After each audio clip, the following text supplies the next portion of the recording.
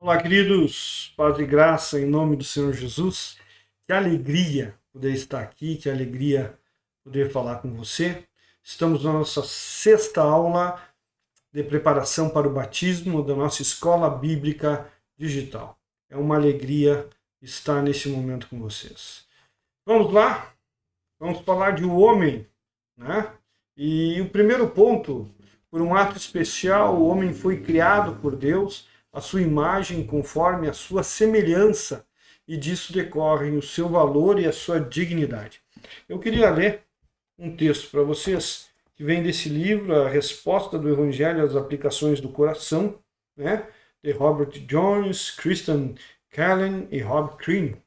E ele diz assim: para Berkouwer, o homem deve ser visto sempre tal como se encontra diante da face do Todo-Poderoso, ligado religiosamente a Deus na totalidade da sua existência.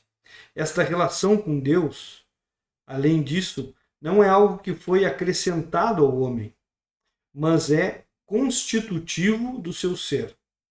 Quem tentar ver o ser humano, o homem, a parte da sua relação com Deus, jamais o verá como ele realmente é. A principal preocupação que os conselheiros deveriam ter acerca dos seus aconselhados é a vitalidade do relacionamento desses com Deus. E isso é uma realidade, queridos. Todo homem foi feito por Deus para ter um relacionamento com Ele, real e verdadeiro. E nós não podemos fugir disso. C.S. Lewis já dizia que o homem tem um buraco dentro de si do tamanho de Deus, né? E nós vemos as pessoas correndo atrás de coisas que não são Deus, tentando preencher esse vazio com dinheiro, beleza, sexo, poder, né? Violência, tantas coisas, drogas, e nada preenche esse lugar que é somente de Deus e que todo homem sente essa necessidade. Por isso há tantas religiões, tanta busca, mas só há um verdadeiro Deus, o Senhor Jesus Cristo, nosso Deus e Salvador e Senhor. Amém? Outro livro que eu quero indicar para vocês, se puderem adquirir e ler, né, é o Fator Melquisedeque, que vai mostrar essa realidade antropológica, né, na vida do homem, dessa necessidade de ter esse relacionamento com o divino, e você vai ver como isso é claro e visível. Falando agora do primeiro ponto, uma das coisas que nos separa dos animais, né, apesar de sermos animais, né, como criação, mas Deus nos deu a sua imagem. E o que é a sua imagem e semelhança?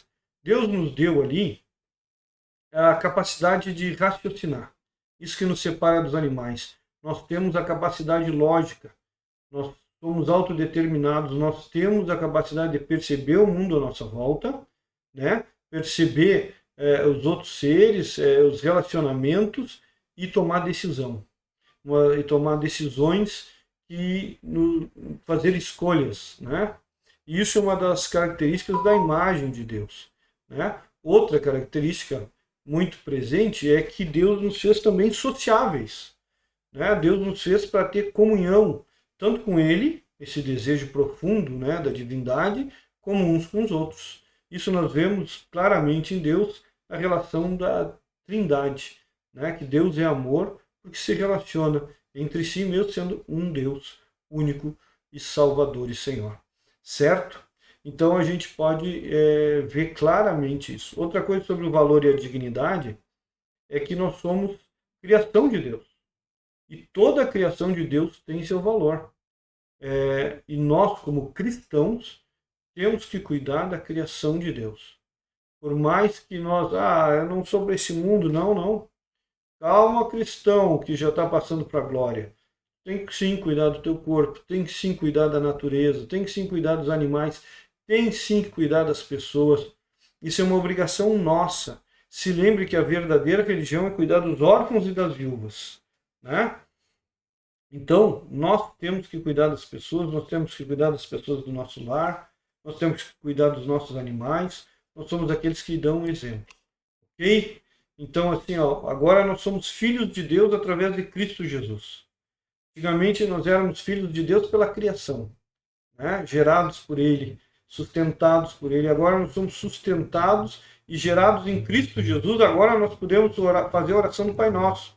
Abba, Pai, Paizinho, Paizinho querido, né? Venha o teu reino, seja feita a tua vontade. E é isso que o Senhor nos ensina, é isso que nós queremos. Seu corpo foi feito do pó da terra e para o mesmo pó há de voltar. Deus nos fez como nós somos.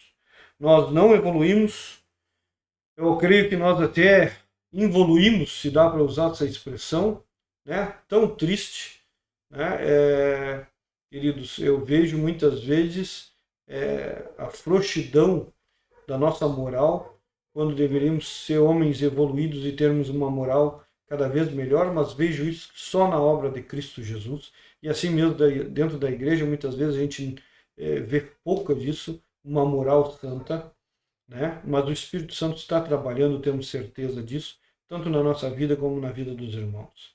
Queridos, nós fomos criados por Deus e todo homem está destinado a morrer uma vez só, e depois do juízo. Se Cristo não voltar antes, nós vamos experimentar a morte, assim como muitos já experimentaram, e para nós a morte não é um pesadelo. Pelo contrário, vamos usar Paulo para isso. O viver é Cristo e o morrer é lucro. Para nós, é o fim dessa carreira, o fim da dor, o fim da cruz, onde entregamos a nossa cruz ao nosso Senhor e diz: Senhor, estou aqui, né? Vivi a tua vontade e agora quero descansar no teu colo, nos teus braços, né? Glória a Deus por isso. Seu espírito procede de Deus e para ele retornará, espírito de vida. Há teologias, certo?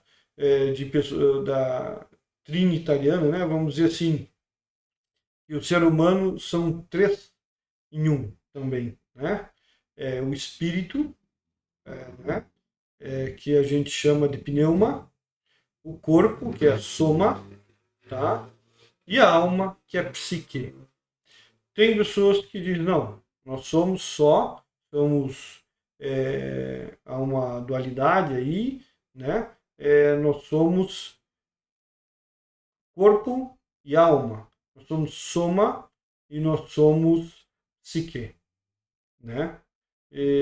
Mas isso, queridos, só estou trazendo para vocês, tá? Para nós termos uma noção que existe essa realidade na teologia. Tem uns termos aí, eu nem me lembro agora, porque é uma coisa que eu não presto muita atenção e eu quero ressaltar para vocês nesse vídeo isso aí. Esse tipo de coisa que não muda em nada a nossa salvação, não traz comunhão com os irmãos, uns creem que nós somos em três partes, outros creem que somos dois, vamos discutir por isso. Irmãos, vamos abandonar essas bobagens, vamos abandonar essas coisas e vamos ter comunhão. E o que importa é que é só Jesus Cristo que é o Senhor e Salvador e que nós temos que amar Jesus acima de todas as coisas e o nosso próximo como a nós mesmos e seguir em frente a nossa carreira até nos encontrarmos com o Senhor pessoalmente, né? Então, o Criador também ordenou que o homem domine, desenvolva e guarde a obra criada. É isso que nós falamos lá, nós temos essa responsabilidade, mas agora o Novo Testamento nos trata como mordomos. Nós entregamos a nossa vida e tudo que nós temos, tudo que nós somos ao Senhor, e agora eu administro o que é dele. E vou prestar conta como um bom mordomo, um servo fiel para ele.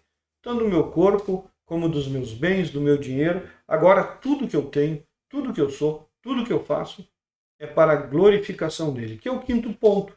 Nós fomos criados para glorificar a Deus. E aqui eu quero ressaltar, irmãos, essa realidade que vemos também lá em João 15, né? Pelos nossos frutos, Deus seria glorificado. O que é o fruto, irmãos? O que são os frutos? Irmãos, nós vemos isso e temos estudado isso nas bem-aventuranças, né? O homem que ele reconhece que não pode se salvar sozinho, que não é por mérito, não é pelas obras dele, mas é por Cristo Jesus apenas, né? Ele vê que ele está doente, ele vê que há alguma coisa de errado e que ele está se perdendo. Ele sente dor, ele sente vergonha dos seus pecados, e isso aí leva a um arrependimento. Arrependimento que ele necessita do Senhor, né? Ele necessita de Cristo Jesus. Ele tem fome e sede de justiça, porque ele quer essa vida de santificação para ele que só Jesus pode dar, e ele entra nesse processo. E nessa vida de justiça, agora, ele é consolado, ele é perdoado, ele agora, além de ser perdoado, ele perdoa. Ele se torna um pacificador.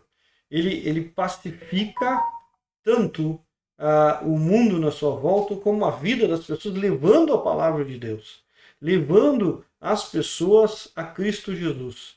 E ele também, ele é um proclamador da palavra, porque a forma de pacificar uma vida é levar essa pessoa a Deus, para ter comunhão com Deus, paz com Deus, e a paz com Deus chegará à paz com os outros, né? E ele permanece fiel, independente de toda e qualquer circunstância, ele permanece fiel. Pode o mundo perseguir ele, pode vir a dor, pode vir o sofrimento, ele é fiel com Cristo Jesus e ele não abandona o Senhor, nunca e jamais. Por quê? Porque o propósito dele é amar, conhecer e ter comunhão com o Criador. Então, assim, nosso propósito maior, amar a Cristo. Amar a Cristo é obedecer. Para mim obedecer, eu tenho que conhecer. Para mim conhecer, né, eu tenho que ter comunhão, queridos. Como é que eu faço isso? Oração, Bíblia e vida na igreja. Vida na igreja. Eu conheço a Deus através da vida dos meus irmãos. Eu aprendo o que é perdão e o que o Cristo me perdoou, perdoando os meus irmãos, cuidando dos meus irmãos, né? Então, assim, cumprindo a boa vontade de Deus. E é isso que eu faço. Se lembra que Jesus morreu pela igreja. E ele vai morrer por você se você fizer parte da igreja. Não adianta você inventar outra coisa, né? Então, venha fazer parte da igreja, venha aprender a amar os irmãos, venha aprender a amar Deus acima de todas as coisas, inclusive como Lucas 14 nos ensina, amar acima da família, amar acima de você mesmo, amar acima dos seus bens. E você tem que sentar. E tem que pensar, ver se pode completar essa carreira antes de tomar essa decisão. E se decidir por não, ver se você pode ganhar dele no final. Se não puder ganhar dele, corre e faz as pazes com ele e cumpre o que ele mandou. Amém? E o nosso último ponto, nós somos seres pessoais e espirituais, né? Espirituais, quando despertados por Cristo Jesus, isso já vem na nossa constituição, Deus já nos fez assim, com essa capacidade, porque Deus é Espírito, e Ele nos deu essa capacidade de adorarmos o Espírito em verdade, essa ligação espiritual com Deus. O próprio Espírito Santo habita em nós, vai habitar em nossas vidas, né? Então o homem tem a capacidade de perceber, conhecer e compreender, ainda que em parte, intelectualmente e experimentalmente, a verdade revelada, e tomar suas decisões em matéria religiosa sem mediação, interferência ou imposição de qualquer poder humano, seja civil ou religioso. Querido, o que ele está dizendo aqui?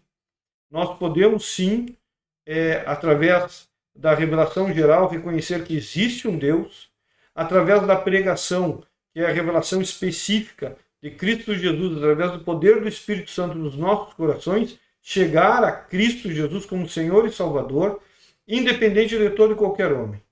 Nós não necessitamos estar ligados a nenhum homem, porque o único mediador entre nós e Deus é Cristo Jesus. Então, nós não necessitamos, preste bem atenção no que eu vou dizer, sermos religiosos ou estarmos escravizados a homem nenhum. Nós servimos a Cristo Jesus e aos nossos irmãos. Há nenhuma religião, há nenhuma doutrina, há nenhum nada que nos impeça de fazer. Nós vivemos por princípios, não por regra. Amém, irmãos?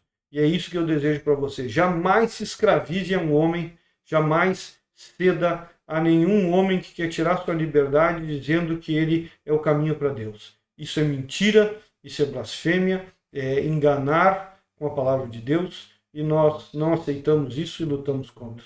Que Deus te abençoe, que o Senhor possa realizar na tua vida, né, o que Ele deseja. Um forte abraço. Fique com Deus.